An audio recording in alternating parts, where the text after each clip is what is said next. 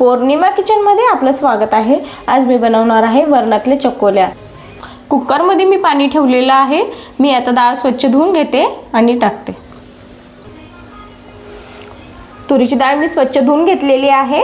मी आता शिजायला लावते। थोडंसं मी तेल टाकते, चिमूटभर हळद टाकते। आता मी झाकण लावून घेते। 3 शिट्ट्या होऊ देणार आहे। डाळ शिजेपर्यंत मी पीठ मळून घेते। 3-4 पोळ्यांचंच पीठ मळायचं आहे, जास्त नाही।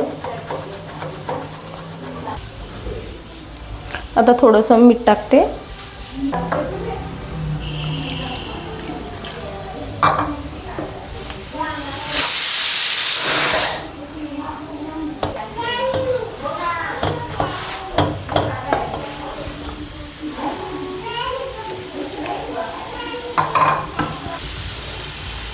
पीठ मळून झालेलं आहे। मी आता 5 मिनिटे झाकून ठेवते।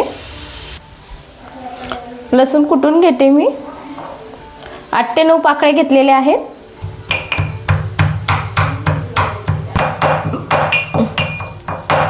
लसूण कुटून झालेला आहे। 4 ते 5 हिरव्या मिरच्या घेतलेल्या आहेत। आता त्या मी कट करून घेणार आहे। कढीपत्ता घेतलेला आहे।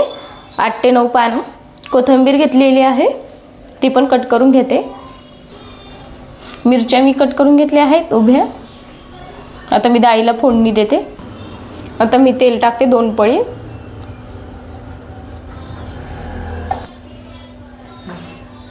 मोहरी टाकते मी अर्धा चम्मच। मोहरी मस्त तडतड करते। जिरं टाकते अर्धा चम्मच। लसूण टाकते कुटलेलं।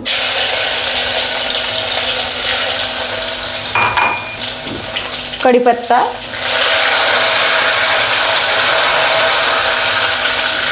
हिरवी मिरची मिक्स करून घेते। थोडीशी हळद टाकते चिमूटभर।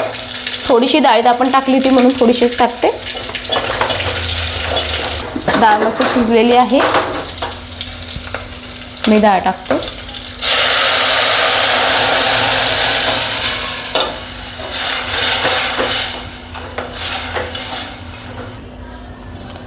पाणी मी 1.5 ग्लास टाकणार आहे। आता कोथिंबीर टाकते। आता डाळीला मस्त उकळी येऊ देते। अर्धा चम्मच मीठ टाकते।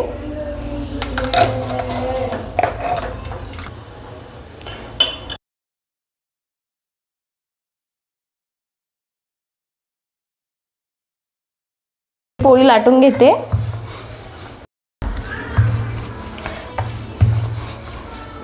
जास्त पातळ नाही लाटायची, थोडीशी नॉर्मल जाडसर ठेवायची पोळी। पोळी लाटून झालेली आहे। मी चाकूने अशी कट करून घेते।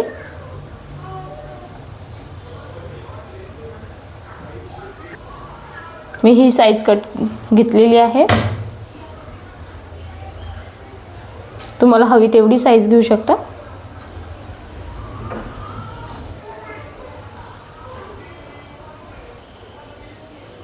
मी आता हे सगळे एक एक टाकते।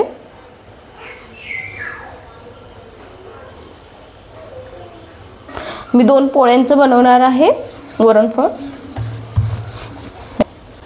दुसरी पोळी लाटून घेते। दुसरी पोळी लाटून झालेली आहे। आता मी कट करून घेते।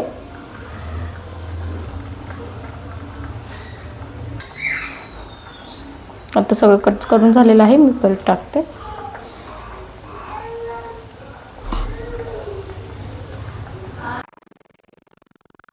दोन्ही चपाती टाकून झालेली आहे। आता मी याच्यावर 1 चम्मच तूप टाकते। बारीक गॅसवर मी 5 ते 10 मिनिटं शिजू देते। मस्त शिजून जातील। चकोल्या मस्त शिजले आहेत। थोडंसं मी म्हणजे डाळ ठेवलेली आहे पाणी। मी मध्ये मध्ये असं ढवळून घेतलेलं होतं, नाही तर खाली चिटकतात। मी आता डिशमध्ये दाखवते. थोडंसं मी साजूक तूप टाकते वरतून, मस्त लागतात. आजची रेसिपी कशी वाटली कमेंटमध्ये नक्की सांगा. लाईक करा, शेअर करा, सबस्क्राईब करा.